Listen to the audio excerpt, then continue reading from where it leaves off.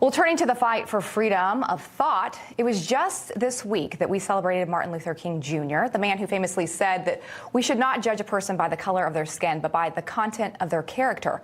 Well, our next guest, Florida Republican Congressman Byron Donalds, is facing renewed attacks, all because he's a black conservative. Donalds sharing this on Twitter, quote, "Today, my D.C. office received a copy of the world-renowned book Uncle Tom's Cabin by Harriet Beecher Stowe. Whoever sent this book did so with hate in their heart and the desire to depict me as a sellout." Well, earlier this month, Missouri Congresswoman Cori Bush called Donalds a prop after he was selected as a nominee for the Speaker of the House, saying this, quote, "For what it's worth, Byron Donalds is not a historic candidate for Speaker. He's a prop. Despite being black, he supports a policy agenda intent on upholding and perpetuating white supremacy. His name being in the mix is not progress. It's pathetic." Wow. Well, joining me now to discuss all this is Florida Congressman Byron Donalds. Congressman, welcome to the show.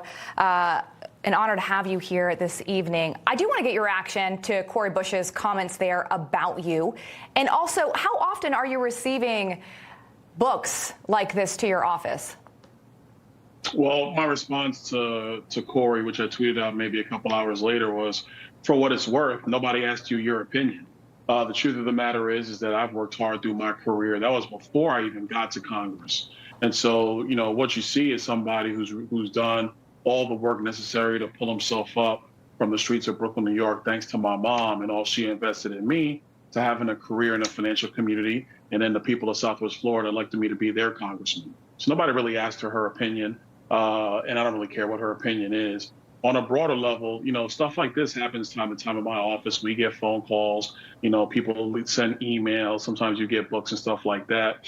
But that's all meant to try to intimidate me, and I'm just not going to be intimidated. I have my viewpoints. I know what I believe. I know what I stand on. People who disagree with me, they're free to come and debate me at any given time. We could do it on Instagram, Facebook, YouTube. I don't care. We can have that debate, and they'll be proven wrong every single time.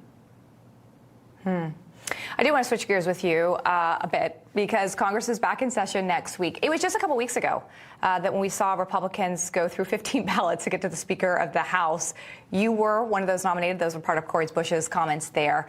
But Democrats are saying that that was just an example that Republicans can't govern. Now that that's over, are you confident that Republicans can unify and get meaningful legislation passed?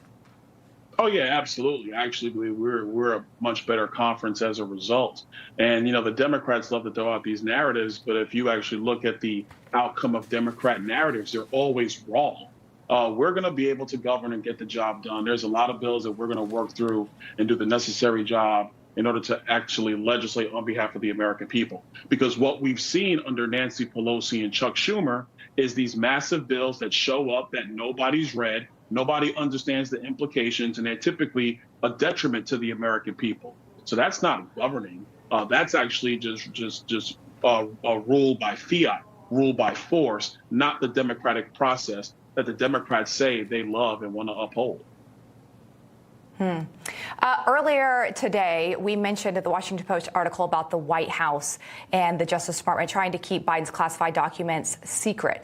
But then the New York Times also had a piece out today reporting that the decision by President Biden and his top advisors to keep discovery of classified documents secret from the public and even most of the White House for 68 days, all was because they had hoped that the Justice Department would see all this in good faith and just brush it aside, essentially.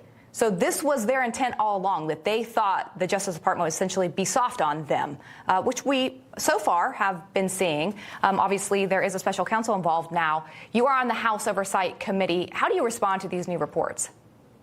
Well, look, it's not a shock to me that they didn't want this stuff out. They wanted to still continue to cast aspersions and throw stones at Donald Trump, all the while knowing what was going on with Joe Biden.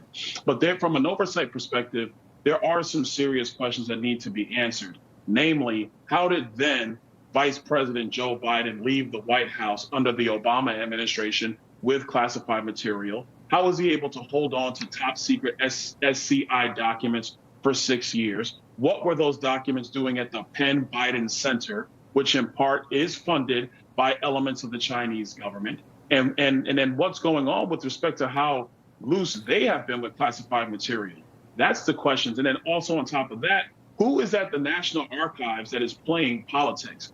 Because former presidents have all taken classified documents, and there is a negotiation between the former president's lawyers and the National Archives about what needs to be retained where. Why is it all of a sudden there are raids on Mar-a-Lago? That is the weaponization of our government against citizens and political rivals, things that House Republicans are going to investigate and get to the bottom of. So earlier we played a clip of White House Press Secretary Karine Jean-Pierre claiming that the White House was and has been transparent with the public about Biden's classified documents. I want to play another clip. Listen. As it relates to classified documents, information, which the president takes very, very seriously, I would refer you to the White House Counsel Office for any statement coming from here or anything new developments coming from here. And as it relates specifically to the investigation, I would refer you to the Department of Justice. So I'm not going to comment on that piece at all from here. I'm just going to continue to be prudent. Okay, so that was her from today. I mean, this organization, this administration has been saying they've been transparent all along. How would you grade their transparency so far? Awful, substandard. This administration has not been transparent about anything. But understand, this is not the first time.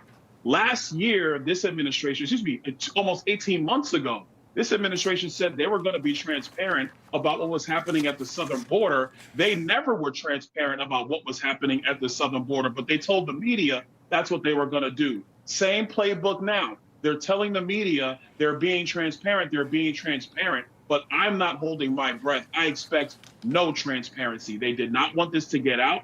Karine Jean-Pierre is spinning for the national press, and she's going to continue to spin, hoping that the news cycle is going to change and they can just move on to something else. Congressman Donalds, appreciate your time this evening. Thanks for being with us. Anytime.